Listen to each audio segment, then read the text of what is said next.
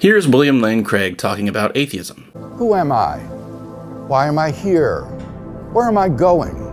In the name of progress, modern man has tried to answer those questions without reference to God. But the answers that came back were not exhilarating, but dark and terrible. You are the accidental byproduct of nature. There is no reason for your existence. All you face is death. This bleak view of what atheism entails causes many atheists to resist considering it honestly, since, by their own admission, they would lose their hope, meaning, and purpose if it were true. This can contribute to the visceral reaction that some have when skeptics challenge belief in God. Why are you doing this? They may ask with incredulity. Don't you know you're robbing people of hope? First, there are many people who say the kinds of things Craig says, but then realize once they change their mind that it's not as bad as they thought it would be. Especially if they're leaving a belief system behind that contains views that verge on the malevolent, like in eternal hell. At least no one suffers forever on atheism, and it will eventually come to an end. Plus, there's no figurative monsters under the bed for the naturalistically inclined atheist. For Craig, he has to worry that every public word he utters could be used by Satan to cause someone to stumble if he isn't careful. My experience as a young Christian of seeing some of my college classmates lose their faith left a deep impression on me. And when I began teaching, I resolved to do all I could to help my students stay in the faith, while still exploring the intellectual issues about the faith. In particular, I resolved never to present objections to Christianity without also presenting and defending various solutions to those objections.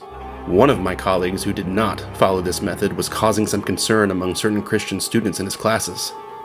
I was only trying to get them to think, he explained to me. I was just playing the devil's advocate. Those words hit me like a dash of cold water. For him, they were merely a manner of speaking, but it was their literal sense that struck me. Playing the devil's advocate? Think of it. To be Satan's advocate in the classroom? The dragon, the ancient serpent, Satan. That is something we must never allow ourselves to become. As Christian teachers, students, and laymen, we must never lose sight of the wider spiritual battle in which we are all involved, and so must be extremely wary of what we say or write, lest we become the instruments of Satan in destroying someone else's faith. By contrast, C.M. Lorkowski explains, quote, "A naturalistic world is, in an important sense, a safe one. One need not worry about boogeymen in one's closet, or angry spirits, or divine smiting for barely fathomable reasons. There's no need to agonize over what I did to deserve a tragedy that befalls my family, or concern myself over diabolic temptation and influence. The world is such that everything has a natural and therefore in principle knowable explanation."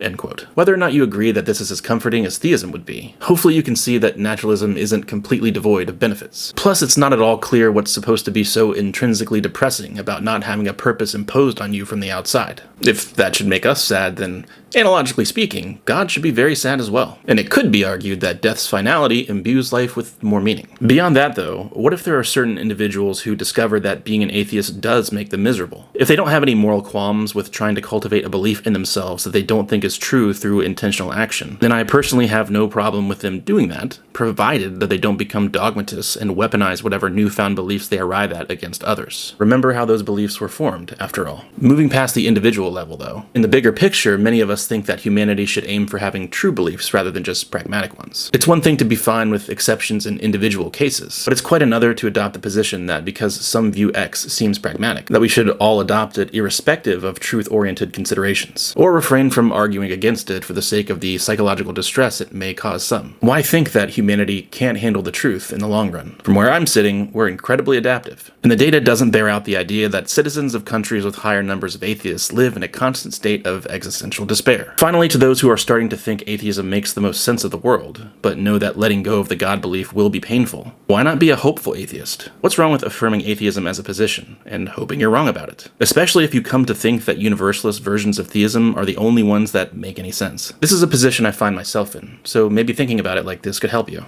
At least for me, my credence that God doesn't exist is around a 0.7 on average, though it can go a little lower or higher depending on the day. With the fluctuations accounted for, what I'm really admitting is that there's at least a 1 in 5 chance I could be wrong, and at most a 2 in 5 chance I could be wrong. Given what I think the options that make sense are, that's the best lottery ever. I could be on my deathbed and either be prepared for the lights to go out, and by implication, to not be around anymore to care about my existence as I know it ending in the same way I wasn't around to care that I didn't exist before I was born, or that there's a non-trivial possibility that all shall be well. and all manner of things be well. Anyway, those are my scattered thoughts on the topic of atheism and hopelessness. At least in part, I've explained why I'm not afraid to challenge theism or religious beliefs more generally. But why are people like myself and others like me motivated to?